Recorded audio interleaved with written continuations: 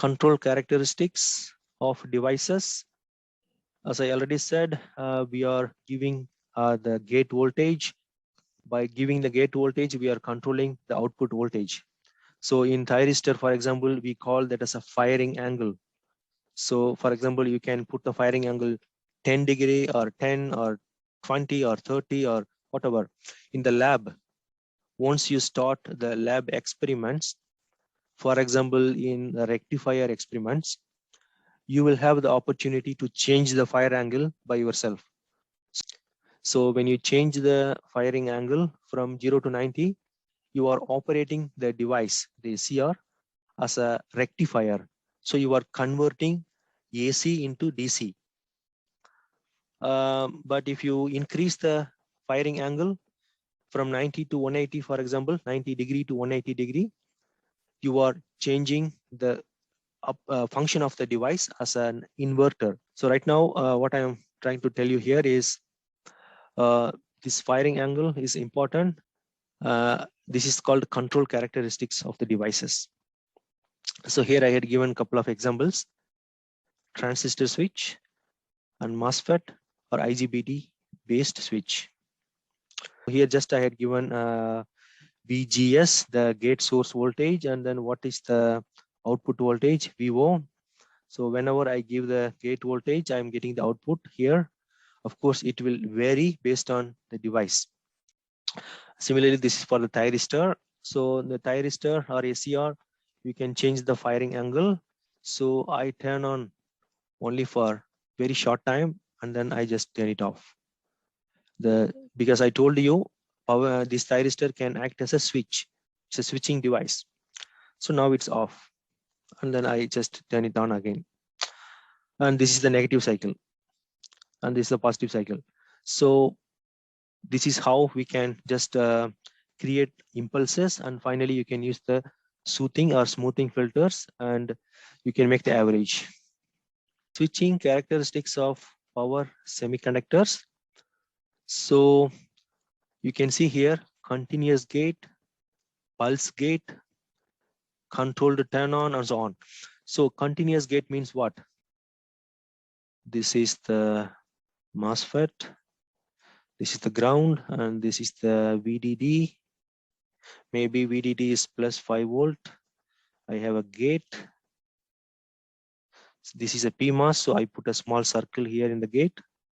And this is NMOS, there is no circle.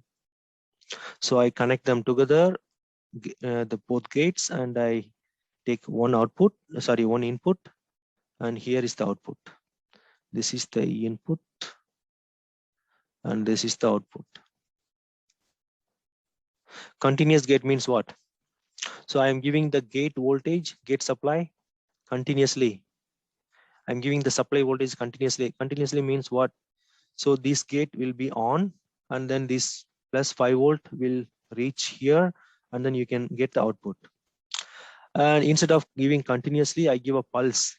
Pulse means what? This is the pulse. Let's say this is a square wave.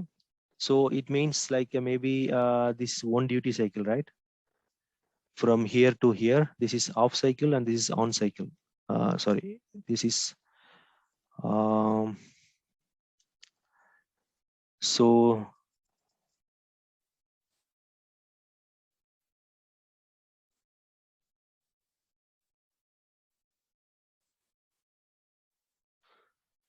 from here to here is one duty cycle, and from here to here is the off cycle, and from here to here is the on cycle. So if I change this pulse width, then I can also change the on off time of this CMOS. So by just changing this pulse width, actually this is called pulse width modulation. We will see that later. How can we control through this pulse width modulation, PWM? But this is how the pulse width modulation is working. So by varying this, so now I have maybe here 50% off and 50% on. So I can change this. I can increase the on time. So instead of having like this, so I just make this maybe 30% off, and then 70% on. This is one side, but this is the same duty cycle, but now I reduce the off time from here to here, and I increased the on time. So why I'm doing this? Because I want to increase the output voltage here.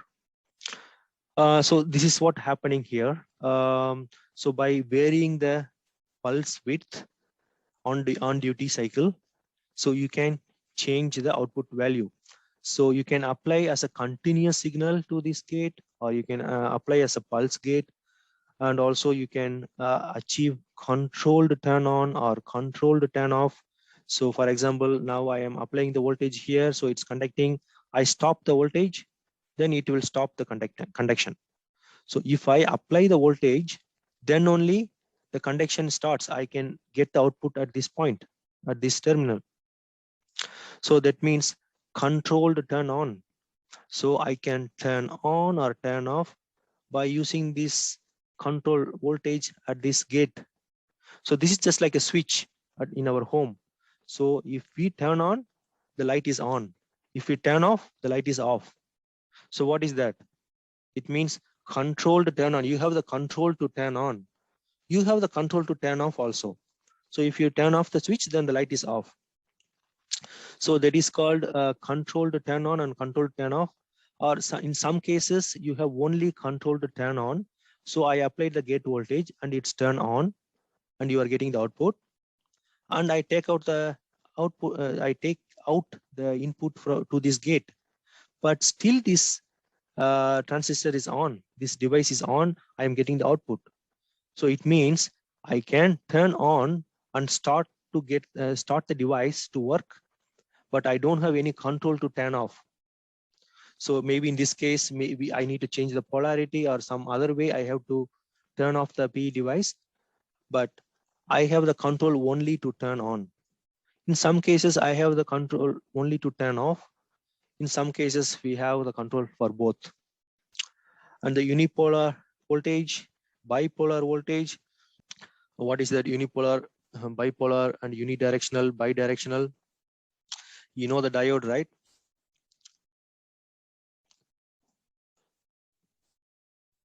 So never mind this one. So we have the anode and we have the cathode. So when this diode will conduct, when you do forward bias, this diode will conduct. What is forward bias means?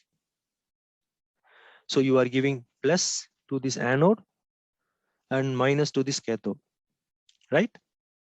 So it means forward bias. So once you give the forward biasing voltage, this diode will conduct. So the current will go this direction.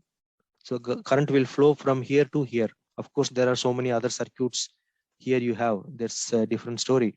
But when the current comes, when you give this positive and negative, then this diode will allow the current, permit the current to flow from this point to this point.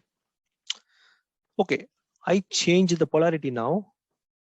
Now instead of giving plus and minus, I give minus to anode and then plus to cathode. Just forget this one. So now what is happening? The diode is reverse biased. So first it was forward biased and now it's reverse biased. So now the diode is not conducting. So the current is not flowing from this point to this point. It acts as an open circuit, right? So this is also kind of switching characteristic. This is the useful property of this diode. So why I am talking about this now? Because we are talking about the unidirectional, bidirectional, unipolar, bipolar. So let's say unidirectional means the current is only flowing through one direction in this device. The current cannot flow from the other way. No, it's not possible. So in the forward bias, the current is flowing through only in unidirectional. So diode is one example device for unidirectional current. So similarly, some other transistors, SCR, they have bidirectional current. So they can allow the current in both directions. So it's really up to the device. So it can be unidirectional or bidirectional. Okay. So switching characteristics. we had seen each device has its own property. So power diode, you can see here power diode, it's unipolar voltage and it has unidirectional current. Exactly. And the BJT, so BJT can operate with continuous gate voltage and it has a controlled turn on, it has controlled turn off, it has unipolar voltage, it has unidirectional current. That's all. And you can see MOSFET. This is very interesting device. So MOSFET can take continuous gate voltage. It has a controlled turn on, controlled turn off, and so on. So this is how you have to read this table. So each device has its own property or own characteristics. Okay, let's move. Okay, so this is also from the textbook. Please try to read the characteristics of an ideal switch. So I do not want to read this theory in front of you. So this entire theory, we can just make it shortly like this. Simple description. Everything is talking about characteristics on-off property of this ideal switch. So what is this? It can open and close instantly. Yes, P device can open and close instantly on and off, but there is no switching loss. For example, in our home, we have the mechanical switch, right? So we have small amount of switching loss, but it's very, very little. When you use the P device as a switch, almost there is no switching loss, even though it's at a high frequency. So high frequency means you on and off very fast. So that is called operating frequency. And when closed, it can contact any amount of current with no internal voltage drop. You know, we have the switch. This is a switch. So you just close, open and close, open and close, open and close. So there is no switching loss. And when you close, there is no internal voltage drop. When the current flows in the closed condition, now it's closed. So there is no voltage drop. It means what? It means though there is no conduction loss. And when the switch is open, it will conduct zero current. There is no current is flowing, and it can withstand any voltage without breakdown. So all these properties we have in PE devices. This is the actually these are the ideal characteristics of PE devices. Remember, ideal characteristics. But practically, it's not exactly like this. There will be some conduction loss. There will be some switching loss, but practically, it's not possible to have no conduction loss. It may be very, very small, maybe, but we are talking about ideal characteristics. I don't know, you remember about operational amplifier that maybe you have studied in your other course. You know, what is the operational amplifier is doing. So ideal, so here we have plus V and here we have minus V. These are biasing voltages, positive biasing voltage, negative biasing voltage, and we have the input. This is the inverting input terminal. And we have the non-inverting input terminal.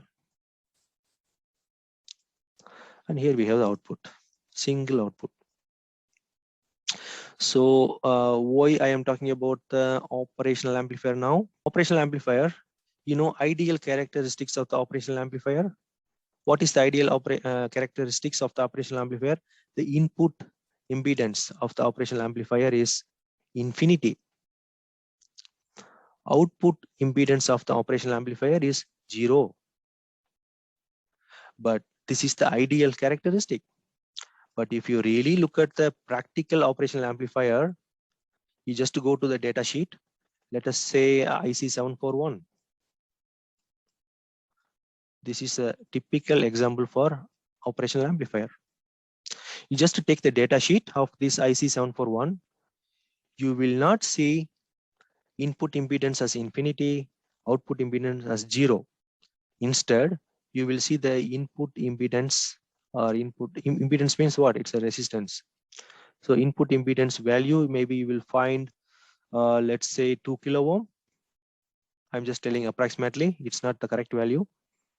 And the output impedance, it's not 0. Maybe you will have 75 ohms, right? This is the practical operational amplifier. So these are the values for practical operational amplifiers. Typically, when we study, we are studying about ideal characteristics, because we are deriving equations for the output and so on. So at the time, we cannot really consider there is a specific value for this operational amplifier as an input impedance and output impedance and so on. So please remember, now for PE devices, these are the ideal characteristics. Of course, practically, it will be a little bit different. So far, what we had seen today,